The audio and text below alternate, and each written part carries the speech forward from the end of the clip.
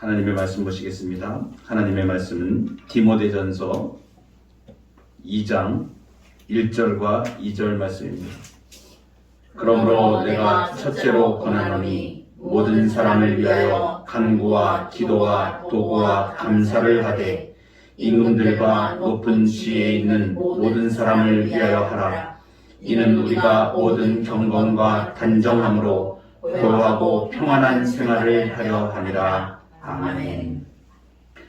우리가 웨스트민스터 대의문답 178문에서 기도의 정의를 우리가 살펴보았습니다. 기도는 우리의 소원을 하나님께 아뢰는 것이다. 그리고 그리스도의 이름으로, 그리고 성령님의 도우심을 받아 아뢰는 것으로 우리의 죄를 고백하고 하나님의 자비하심에 감사하면서 하는 것입니다. 이렇게 기도의 정의입니다. 이것이 성경적으로 완벽하게 검증이 된 기도가 무엇인가 이렇게 물어봤을 때 이렇게 대답하면 이것이 명확한 대답이 되는 것입니다. 그래서 그리스도의 이름으로 성령님의 도우심을 받아 기도한다. 그래서 지난 시간에 우리가 성령의 도우심을 어떻게 받는가, 성령께서 깨닫게 하시고 또 우리 마음을 이끌어 주시고 우리 마음의 모든 부분들이 하나님을 향하도록 우리의 심령을 이끌어 가신다라고 하는 것을 우리가 공부했습니다. 우리가 기도할 때 성령께서는 어떻게 도우시는가, 우리가 마땅히 기도할 바를 알지 못할 때에 성령께서는 우리가 누구를 위해, 무엇을 위해, 어떻게 기도해야 하는지를 깨닫게 하신다. 우리 연약함을 도우신다. 여기 보시면 누구를 위해, 무엇을 위해, 또 어떻게 기도해야 하는지를 알게 하신다 그랬는데 이것이 이제 182문의 답이었습니다. 오늘은 183문으로 넘어가서 이제 성령께서 우리가 누구를 위해 기도해야 되는지를 깨닫게 하시는데 구체적으로 누구를 위해 기도해야 되는가를 오늘 살펴보고 다음 주에는 무엇을 위해 기도할 것인가를 이제 또 우리가 성경 말씀을 통하여 보게 됩니다. 우리는 누구를 위해 기도해야 하는가 하는 문제입니다. 사람이죠. 대상이 사람입니다. 그래서 그 답은 어떻게 되냐면 우리는 지상에 있는 그리스도의 모든 교회와 그리고 국가와 국민을 공적으로 섬기는 사람들과 그리고 사역자들과 그리고 우리 자신과 또 우리의 형제들뿐 아니라 그리고 우리의 원수들을 위해서도 기도해야 합니다. 이렇게 구체적으로 기도할 대상을 지금 말씀해 주고 있습니다. 그리스도의 모든 교회라고 하면은 이 땅에 존재하고 있는 모든 하나의 공동체, 하나의 교회입니다. 하나의 교회를 위하여 기도하고 우리가 이제 지교회로 이렇게 우리 세대비전 교회가 이 지역의 교회로 서 있는데 건물을 말하는 것이 아니고 아멘. 교회는 성도들의 공동체를 말합니다. 구원받은 하나님의 백성들의 공동체를 교회라고 얘기합니다. 이 건물은 예배당입니다. 아멘. 그러니까 유형으로 보이는 교회들도 유형교회라고 우리가 얘기할 때도 보이는 교회, 보이지 않는 교회, 천상교회도 있습니다. 그런데 우리가 이렇게 믿는 성도들이 이렇게 구체적으로 보이는 성도들의 모임, 그것이 교회인데 우리 지역에 이렇게 그 지구촌에 있는 모든 성도들이 한 자리에 다 모일 수 없기 때문에 로컬 처치라고 해서 지역에 이렇게 교회들이 서나갑니다. 그래서 그 지역에 가까운 데 모여서 주님을 믿는 주의 백성들이 이렇게 하나의 공동체를 이루어서 이렇게 하나님을 예배하며 섬기는 교회입니다. 에베소서 6장 18절에 보면 모든 기도와 간구를 하되 항상 성령 안에서 기도하고 아멘. 이를 위하여 깨어 구하기를 항상 힘쓰며 여러 성도를 위하여 구하라. 믿는 백성들을 위하여 기도하고 주님의 몸된 교회를 위해서 우리가 기도하는 것이 교회를 위한 기도가 첫 번째, 모든 하나님의 백성들, 특별히 좁게 말하면 이제 우리 지역 공동체에 있는 우리 성도들 한 사람 한 사람 하나님의 백성들을 위하여 기도하는 것을 말합니다. 두 번째는 국가와 국민을 공적으로 섬기는 사람들을 위해서 기도합니다. 우리가 오늘 읽은 말씀 디모데전서 2장 1절 2절에 보면 그러므로 내가 첫째로 권하노니 모든 사람을 위하여 간구와 기도와 도고와 감사를 하되 임금들과 높은 지혜에 있는 모든 사람을 위하여 하라. 구체적으로 이렇게 국가와 국민을 공적으로 섬기는 사람들을 위해서 기도하라는 것을 말씀하십니다. 왜 이렇게 기도하라 그러는가? 그 이유를 말씀하시죠. 이는 우리가 모든 경건과 단정함으로 고요하고 평안한 생활을 하려 합니다. 국가가 존재하고 평화와 안정을 누려야 성도들이 신앙생활을 잘하고 하나님을 섬겨가는 예배를 잘 할 수 있음을 말하는 것이에요. 그러니까 국가가 안정이 되어야 이 지역 국가 안에 있는 교회도 안정되는 것입니다. 공산 국가가 되어버리면 공산주의는 적그리스도입니다. 이 사상과 모든 것이 유물론 사상으로 되어 있고 공산주의의 위험을 사람들이 잘 모릅니다. 그런데 그 안에 사상적으로 들어가 보면 그것은 하나님을 대적하는 사상으로 일관됩니다. 유물론입니다. 창조론부터를 거부합니다. 하나님의 존재 자체를 거부하는 거예요. 신의 존재를 거부하는 그러한 사상으로 무장되어서 유물론적인 사관을 가지고 이 공산주의가 굉장히 무섭습니다. 그래서 이 사상적으로 공산주의 나라들이 전부 다 믿는 백성들이 굉장히 어렵게 우리 북한 땅만 보더라도 지금 얼마나 목숨을 내걸고 예수 믿으려면 몰래 모여서 지하에서 예배드리고 이렇게 해야 되잖아요. 어렵습니다. 중국 같은 경우도 지금 지도자가 시진핑이 얼마 전에 몇 년 전에 대대적으로 선교사님들을 핍박하여서 한국에서 파송된 선교사들이 대대적으로 다 추방당하였습니다.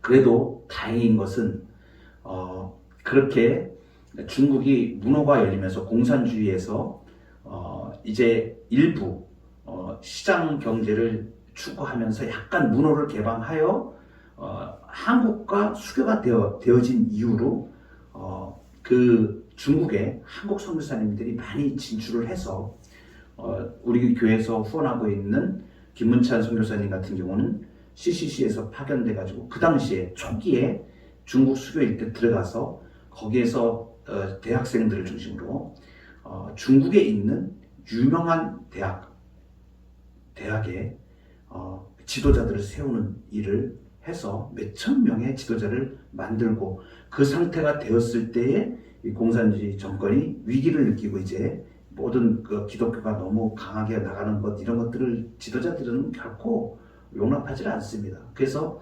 선교사님들 기록을 다 보고 갖고 있다가 일시에 추방령을 내려가지고 그렇게 선교사님들을 감옥에 잡아놓고 또 바로 추방시키고 막 이렇게 되어버리죠.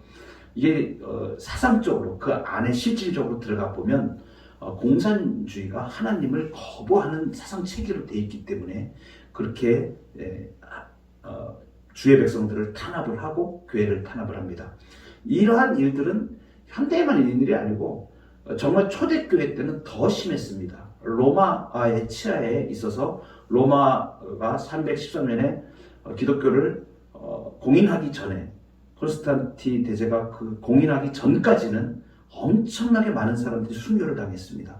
지하에 카타콤이라고 해서 그 지하에 숨어서 생활을 하면서 믿음 생활을 할 정도로 그렇게 박해를 받았고 수많은 핍박을 거쳐서 순교를 거치고 그렇게 해가지고 나중에 313년에 로마에서 기독교를 공인하게 되는데 결국은 그 기독교가 처음에는 그렇게 많이 수없이 많은 박해를 받고 그랬었습니다. 그래서 나라가 평안하고 국가적으로 안정이 되어야 신앙에도 자유를 누리고 신앙생활을 우리가 할 수 있기 때문에 특별히 국가와 민족을 위하고 공적으로 섬기는 지도자들을 위해서 기도를 많이 해야 됩니다. 우리나라가 자유민주주의를 택하여서 처음에 재헌국회에서 처음 대한민국이 출발을 할 때 재헌국회에서 이승만 대통령이 성경에 손을 얹고 기도했던 거 기억나십니까? 여러분들? 우리 대한민국이 믿음으로 출발한 나라입니다. 사실은 대한민국 처음 출발한 재헌국회에서 공식적으로 성경에 손을 얹고 기도하고 출발한 나라입니다. 사람들이 이건 잘 많이 몰라요. 자유민주주의가 그만큼 중요한 것이거든요. 그래서 그렇게 되어져서 6.25 동란을 겪고 정말 비참한 상태에 나라와 민족이 통째로 잘못하면 정말 공산주의화 되어서 이렇게 나갈 수 있는 위기 가운데서 하나님이 정말 긍휼을 베푸셔가지고 이 한반도 땅에 이 자유민주주의 땅을 허락하셔서 우리가 교회가 그 전쟁의 폐허 위에서 불과 몇십 년 만에 세계 10대 강국으로 들어가는 놀라운 일을 하나님이 복을 주시는데, 여러분 그 평양 대부흥 운동부터 시작해가지고 지금까지 이 자유민주주의 체제에서 우리 교회가 성장을 해온 것, 하나님이 복을 주셔서 은혜를 주신 것, 교회가 서가면서 이 나라가 섰습니다. 그거 아셔야 돼요. 이 많은 우리의 그 후신들은, 우리 다음 세대들은 이 내용을 잘 모릅니다.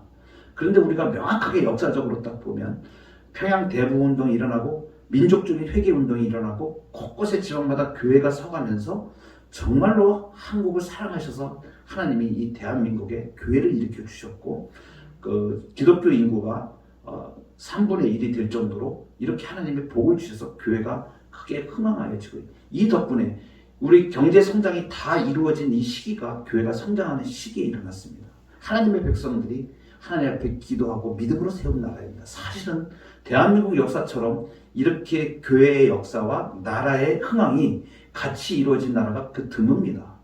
전 세계적으로. 그래서 많은 나라들이 대한민국을 보면서 경악하고 놀라고, 저런 나라가 어떻게 저렇게 폐허더미 위에서, 전쟁의 폐허 위에서 세계 10대 강국이 돼가지고 지금 모든 경제 규모나 반도체 같은 경우에는 정말 세계 탑을 달리고, 이러한 모든 그 하나님이 지금까지 이끌어오신 이러한 것들을 보면 정말 교회와 그 눈물로 기도하였던 우리의 서신앙의 선배들이 이 나라와 이 민족을 위해서 얼마나 기도했는지를 우리가 압니다. 지금도 여전히 기도하는 분들이 많이 계시고, 저희가 어렸을 때는 삼각산 기도원에 가서 정말 나무뿌리를 붙잡고 기도하고, 지금도 산 기도를 다니시는 분들이 많이 있는데, 곳곳에 경건한 그리스도인들이 쉬지 않고 기도하고, 이처럼 오늘과 같이 금요일에도 야구도 하고 뭐 별게 다 많이 있는데 주의 백성들이 이 자리에 모여서 정말 하나님을 사모하면서 하나님 앞에 우리의 문제를 아뢰고 교회를 위하고 나라를 위해서 기도하는 이 기도가 지금 우리 땅을 살리고 있는 겁니다. 민족을 살리고 있는 겁니다. 그리고 우리 다음 세대를 살려나갑니다. 이 기도가 그만큼 하나님 앞에 상달되는 기도고, 우리의 교회를 통해서, 이 기도를 통해서 이 민족을 향하신 하나님의 은혜가 우리 가운데 임하게 되어집니다. 여기 오늘 본문에 보시면 몇 가지를, 기도를 네 가지로 나눠서 얘기를 합니다. 간구, 기도, 도고, 감사, 이렇게 네 가지를 오늘 디모데전서 2장 2절에 말씀하시는데 구분을 조금 할 필요가 있습니다. 여기서 간구다 하는 것은 뭐냐면 말 그대로 간절히 필요를 위해서 구하는 것입니다. 그러니까 특수한 상황이죠. 그러니까 평범한 상황이 아니고 어떤 특별한 상황에 직면하였을 때 간절히 필요로 하는 그러한 것을 성취를 위해서 기도하는 것, 이것을 우리가 특별히 간구라고 얘기합니다. 삶을 살다 보면 굉장히 당황스러운 일들을 만납니다.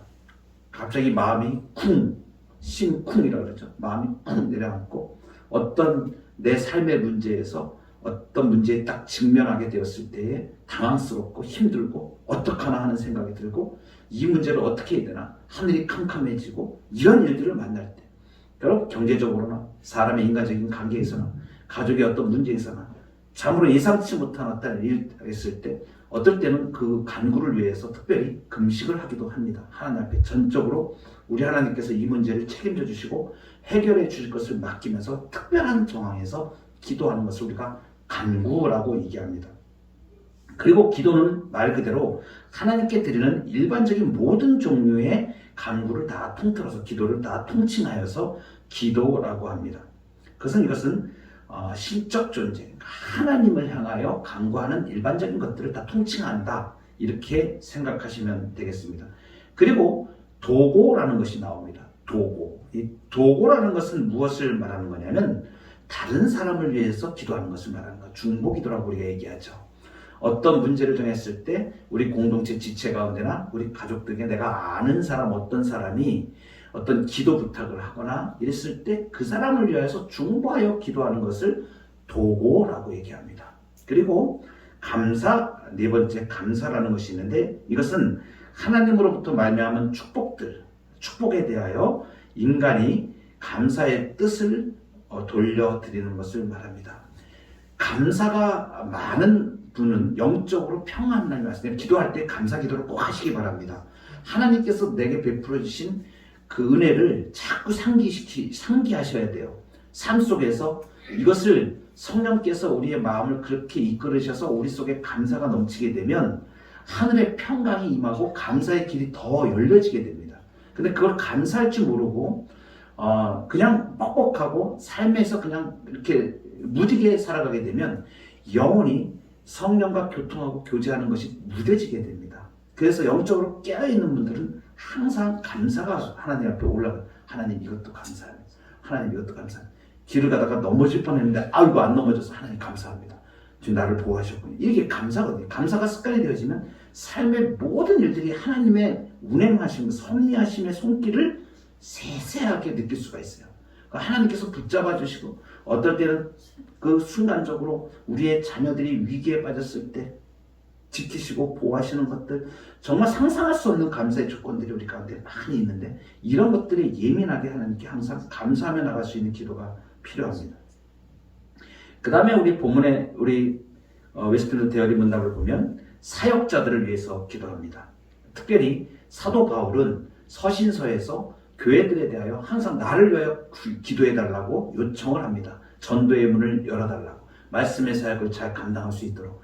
여러분, 이것이 왜 중요하냐면 사역자는 영적인 지도자입니다. 교회의 영적인 지도자이기 때문에 사탄이 항상 먼저 타켓 1순위가 사역자들입니다. 목사를 치면 교회가 무너집니다. 목사 한 명이 교회 하나를 책임을 집니다. 그래서 사탄이 가장 강력하게 역사하는 것이 목회자를 넘어뜨리려고 역사하고, 그리고 시험에 들게 만들고, 그리고 목회자의 가정을 파고 들어갑니다. 그래서 분열을 일으켜서 그 가정이 힘을 잃게 만들고, 그래서 목회자가 영적으로 힘이 들지 않도록 성령 충만한 가운데 그 일을 잘 감당하여 갈 수 있도록 기도해 주셔야 됩니다. 목회자를 위하여 기도할 때에 강단에서 하나님의 말씀이 선포되어지면 그 말씀을 위해서 기도하고, 그것이 교회에는 영적 자양분이 됩니다. 목회자가 성령 충만하지 않으면 교회가 힘을 잃습니다. 목회자가 성령 충만하고 말씀을 준비하며 찬양을 준비하며 기도를 준비할 때 하늘의 능력과 은혜가 내려져서 정말 성령께서 부어주시는 그 놀라운 것들을 보고 기도하고 기도에 몰입하고 말씀에 몰입하고 그렇게 할 수 있어야 성도들이 하나님의 말씀과 은혜 가운데 굳건히 서갈 수가 있는 힘이 생깁니다. 성령께서 목회자를 통하여 그 교회의 자양분을 다 공급하시거든요. 그래서 목회자가 무슨 어떤 특별한 존재여서 그런 게 아니라 교회의 유익을 위하여, 교회의 강건함을 위하여 목회자를 먼저 기도하시는 게 굉장히 중요하고, 이 목회자가 힘있게 죄사를 감당하고 전도하고 또 이렇게 귀한 일들을 사역들을 감당해 가고 할 수 있도록 꼭 기도를 많이 해주셔야 됩니다. 또 목사님뿐만 아니라 교회의 사역자들이 각각 맡은 그러한 일들이 있습니다. 위하여 이렇게 기도해 주셔야 됩니다. 그리고 우리 자신을 위해서 기도하라고 말씀하십니다. 그리고 우리의 형제들을 위해서 기도합니다. 우리의 형제들은 특별히 교회 공동체를 먼저 생각합니다. 그러므로 너희 죄를 서로 고백하며 병이 낫기를 위하여 서로 기도하라. 의인의 강구는 역사하는 힘이 큼이니라. 신앙생활을 할 때에 왜 이 공동체가 중요하냐면, 이 공동체는 다윗으로 표현하면 아둘람 굴과 같은 곳입니다. 세상에서는 우리의 기도와 우리의 아픔을 나눌 수 있는 사람들이 없습니다. 왜 그러냐면 그들은 해결할 수 있는 방법이 없어요. 동조는 해줄 수 있습니다, 일시적으로. 그러나 기본적으로 우리의 아픔과 우리의 삶의 문제들과 이런 것들은 하나님 앞에 알려져야 되고, 그리고 하나님께서 강력하게 그것을 돌보시는 그러한 기관으로 교회를 세우셨습니다. 그래서 다윗이 도망할 때에 아둘람 굴이 있는데, 요즘 제가 우리 세대비전 교회를 보면서 하나님께서 이 아둘람 굴 같은, 다윗의 아둘람 굴 같은 이런 역사를 지금 행하시는구나 라는 것을 우리 성도님들을 보면서 제가 깨닫게 되는데, 우리 교회에 이렇게 들어오셔서 이제 공동체로 힘입어 가시는 분들이 삶이 바뀌는 것들이 증거로 지금 나타나고 있는 거예요. 정말 놀라운 일입니다. 하나님께서 이 교회 공동체에 발을 디디기 시작하였는데 정말 어디서도 모르게 하나님께서 그의 삶을 만지시고 그들의 삶의 어려운 처지와 형편들을 풀어나가시는 것들, 놀랍게 제가 지금 보고 있습니다. 놀라워요. 제가 항상 기도할 때 하나님, 개척교회 이제 성도도 얼마 안 되고 이제 시작한 지 얼마 안 되고 모든 것이 부족합니다. 그런데 하나님, 이 교회에서 어떤 교회도 감당할 수 없는 그러한 놀라운 능력들을 보는 역사가 일어나게 했습니다. 이 교회에 들어온 자들마다 생명의 역사를 누리고 삶이 바뀌어지는 것을 나도 몰랐는데 왜 이렇게 어디선가 도움의 손길들이 와가지고 문제가 착착착 풀려나가고 기도할 때 바로 응답이 막 역사가 일어나고 신나는 거죠. 신앙의 맛을 이렇게 볼 수 있는 거예요. 하나님께서 특별하게 역사하신 역사가 있습니다. 저는 이 개척교회 제가 개척하기 전에 청년 때에 이러한 일을 경험을 했었습니다. 대학 다닐 때에 개척교회를 개척 멤버로 가서 제가 그때 경험을 하였습니다. 하나님께서 은혜를 쏟아부어 주시는데 개척교회만 주시는 은혜가 있어요. 그래서 제가 여러분들을 만나면서 얘기합니다. 우리 교회 오시라고 제가 얘기를 해요. 왜냐면 저는 자신 있거든요. 왜? 그것을 경험하고 누렸기 때문에. 당신은 지금 이 개척교회에 아주 중요한 복을 얻을 수 있는 순간을 당신이 선택해서 누릴 수도 있고 못 누릴 수도 있습니다. 큰 교회 섬기고 다 중요합니다. 소중합니다. 그런데 저는 자신 있게 얘기해요. 여기만 주시는 하나님의 놀라운 역사가 있는데 그것을 경험하면 신앙의 참다운 맛을 경험하고 삶이 바뀌어지는 역사들을 경험하고 능력의 역사를 경험합니다. 여러분, 이게 매너리즘에 빠진 신앙인들이 왜 신앙에 힘이 없냐 하면 하나님의 살아계신 역사를 경험한 지가 언제인지 모르는 거예요. 신앙생활을 하면서 교회는 왔다 갔다 하는데 하나님이 살아서 지금 내 삶에 역사하신다는 경험해야 되는데 이것을 많이 누리지를 못하는 겁니다. 그런데 저도 대학생 때 개척교회 하면서 그 하나님 앞에서 은혜를 받기 시작하는데 갑자기 하나님께서 열어주셔가지고 성경이 읽혀지기 시작하는데 그때 제 신앙이 완전히 한 단계가 점핑이 됐어요. 개척교회를 섬기면서. 그때 저도 모르게 그냥 대학생이 신학 공부를 막 해가면서 아이들, 중학생들 갖다 성경 암송을 시키고 외우고 시키고 그들과 뒹굴면서 하나님의 놀라운 역사를 보게 돼요. 지금 그 키운 아이들이 목사님이 지금 여러 명이 나와 있습니다. 전부 다 신앙생활 잘하고 있고 하나님의 은혜를 받아가는 것들을 경험하고 기적 같은 역사들이 일어납니다. 놀라운 일이에요. 우리 교회만 해도 지금 그런 일들을 우리가 보고 있고 누리고 있고 삶의 변화들을 정말 깜짝 놀랍니다. 오죽하면 제가 카톡 제 문구에 미러클 타임이라고 하나님의 기적의 시간 타임 오브 미러클 기적의 시간이라고 제가 써놨어요. 하나님께서 기적을 이루시는 거예요. 우리의 형제들을 간구할 때 너희 죄를 서로 고백하며 병이 낫기를 위하여 서로 기도하라. 의인의 간구는 역사함이 큼이니라. 그러니까 아까 도구 말씀드렸죠. 중보하여 기도하는 공동체 내에 합류해서 공동체 내에 나의 문제를 이야기할 수 있어야 됩니다. 물론 흠이 되고 어려운 문제들까지 성도들에게 나눌 필요까지는 없습니다. 그런데 정말 중요한 문제들은 목회자의 도움을 구하고 기도를 구하고 인생에서 부딪힌 문제 정말 의인의 간구는 역사라는 힘이 큽니다. 그래서 우리가 문제를 끌어안고 있지 말고 그것을 예수님 앞에 던지는 거예요. 우리의 문제를. 그리고 믿을 만한 동역자들, 기도의 동역자들을 교회 내에서 이제 그러한 그룹들이 이루어지고 기도의 동역들이 이루어집니다.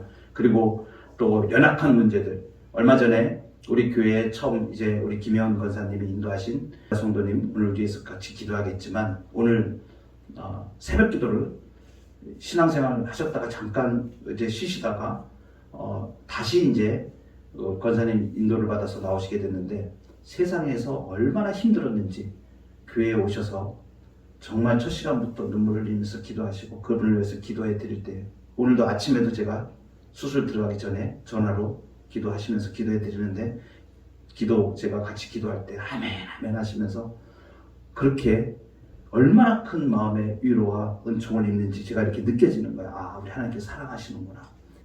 우리의 원수들을 위해서 기도합니다. 참 놀라운 일이 이제 우리 이 기도할 때에 특별히 우리의 원수들을 위해서 기도해야 된다고 말씀하십니다.